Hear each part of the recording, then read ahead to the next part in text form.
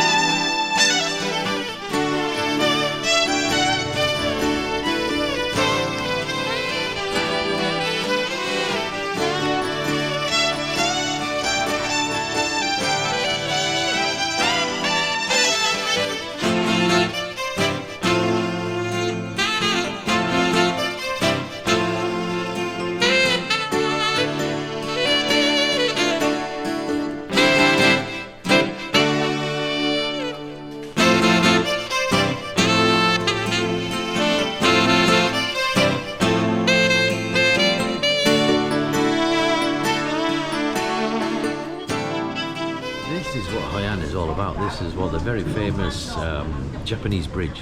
And I arrive, and as you can see, it's under refurbishment. So I've come halfway around the world to see this main attraction of the Japanese bridge, and in Hoian, and it's absolutely pissing it down with rain, pissing me off, and now I get to see that this is under refurbishment.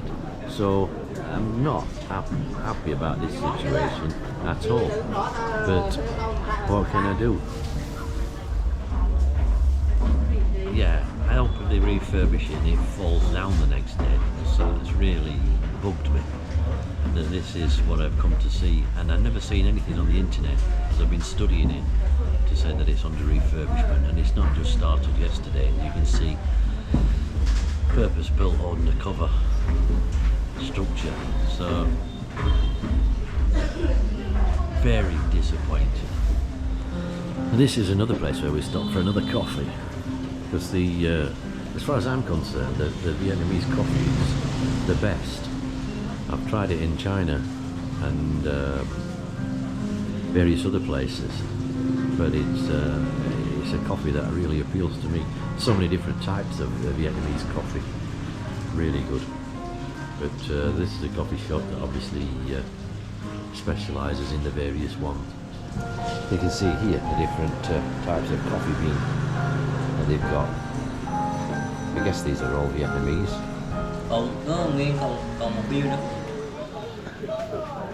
Well, at last in the afternoon, what time is it? 2:20. It's actually stopped raining. I wouldn't say it's drying up, but at least it's stopped raining in the back streets of Hoian. See, this is what Hoian is famous for. It's tailor's shops that will make you anything. Make you t-shirts, shirts, jackets, suits, you name it. And it's renowned. They'll also make you shoes. Any shoes that you want, any design, any style. Tell them what you want and they'll make them for you. They'll be ready the following day. There's leather shops all around Hoian as well. This is your another leather shop where they'll make the shoes, bikes, suitcases, jackets, you name it. They'll make it to suit you. Cowboy boots are another speciality here. So here we are on another rainy day in Hoian, and some kind of temple that we've just seen off the side street in the old town. What this one's all about, I'm not sure. And yet another temple. They all look as though they've got some kind of Chinese influence to me, but with the lanterns, Chinese lanterns, and what they represent.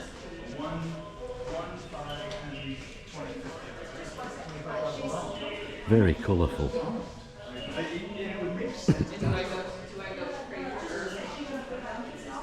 There always seems to be a boat.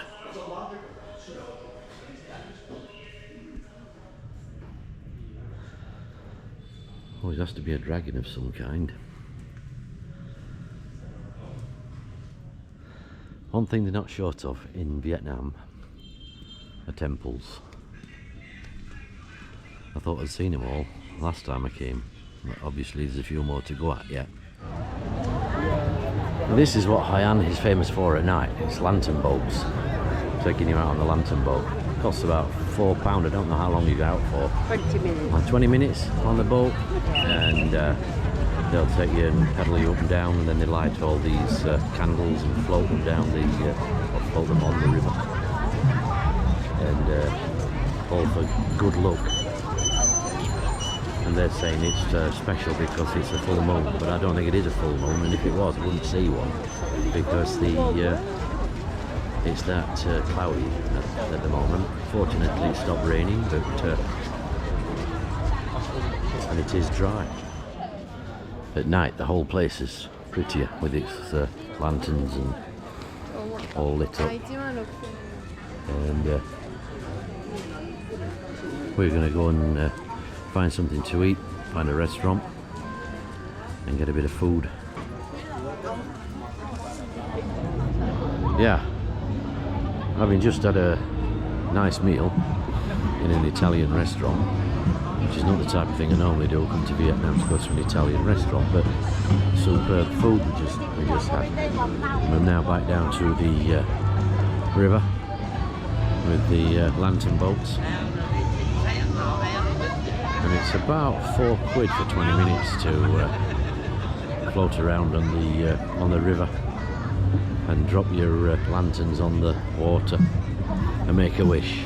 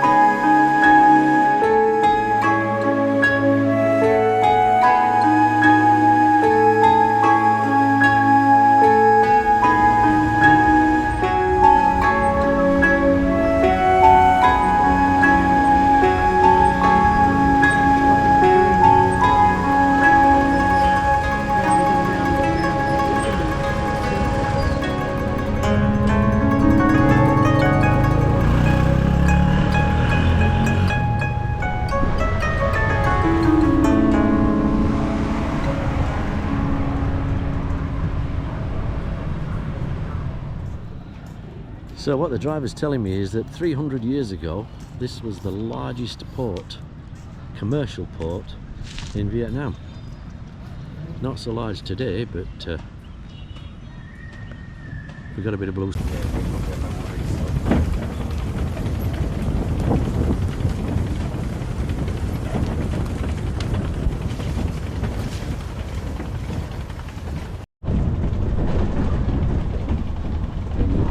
These are hotels and resorts at the side of the river,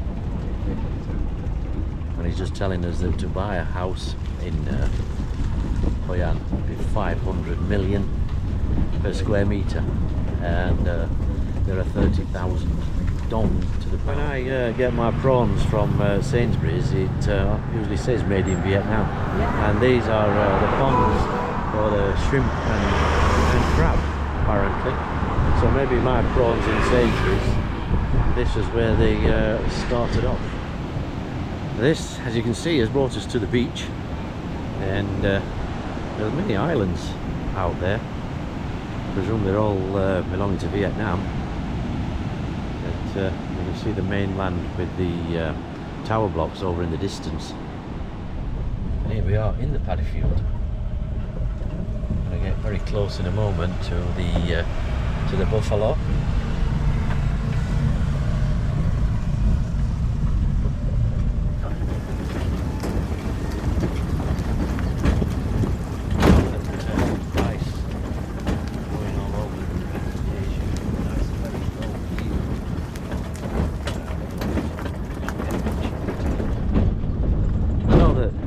Rice growing all over Asia. I know it's a very low yield product. They don't get much in return, not like the corn and wheat that we grow. Rice is a very low yield product.